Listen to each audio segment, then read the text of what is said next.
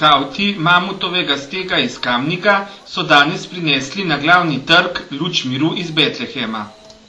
Posebnost letošnje kamniške luči je ta, da so jo skavti prinesli direktno iz Dunaja. Na Dunaj prispe z letalom luč direktno iz Betlehema, nato pa gre po Evropi. Geslo letošnje betlehemske luči je: kaj ti bo plamen, če srca ni zraven? Dober večer. Lepo pozdravljam vse, ki ste danes prišli namenoma ali pa nenamenoma, oziroma ste se spotoma slučajno znašli tukaj na trgu. Danes bomo skavti v Kamnik prinesli luč miru iz Betlehema. Prihod luči miru iz Betlehema vsako leto zaznamuje božični čas in tudi letos ga bo.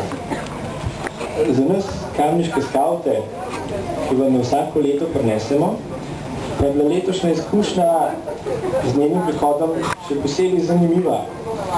Zato, ker smo šli prav osebno tudi iskati na Dunaj, kjer luč miru iz Betlehema pride v Evropo, in se skupaj z njo pripeljali osebno. Kako pa to, da ste se vi, oziroma naša skupina odločili, da greste letos prav osebno iskati na Dunaje? Zakaj niste šli samo recimo v Ljubljano na regijski sprejem? Po luč miru gre ponovati tisti izmed skavtov, ki je za to zaslužil, ker je cel let trudil za to, ker bo res priden. In letos jih je bilo pridnih tokle, kakor jih tle vidite, pa še ene par jih manjka. In so si res zaslužili, da smo se odločili, da jih peljemo na Dunaj, da doživijo še to, eno izkušnjo, ki verjetno je bilo vsem všeč.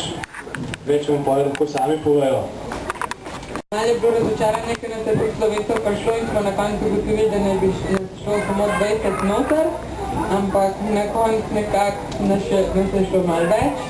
Noter je potekala na nek način ceremonija, sprva so neki pač nemščini govorili, večina nas ni razumela, potem so to povzeli v angleščini, potem so pa predstavniki iz vsake države prišli gor, povedali par stavkov v svojem jeziku ali po angleščini. Je bila zelo dolga, pa ni mi je brez neprijetnosti. Parkrat smo se tudi zgubili, smo eno postavili prek malo šli dol, ampak se pa srečno smo v pravi času prišli tudi zanimivo. Skratka, dajte skavtu kompas in zemljevid v roke in zagotovo se bo zgubil. Če mu pa ne daj zemljevida pa kompasa, bo pa zlega najbolj pravo pot.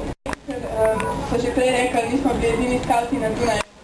So bili tudi iz drugih držav, tudi ne samo iz Evrope, tudi iz Amerike. In tako zelo bolj globalno gledam na to najsosebno. Izredno bolj zanimivo je, ne? Ker tako včasih mislim sam Slovenija, pa to naša akcija, drugače pa ni, ne? Pa tudi, ko smo potovali nazaj, se je ta lučka nekako povezvala, ker smo mogli pač paziti na to, da nam ni ugasnil plamen. Vsako leto prinašate, zakaj ste tudi s tem, da prinašamo luč miru iz Betlehema?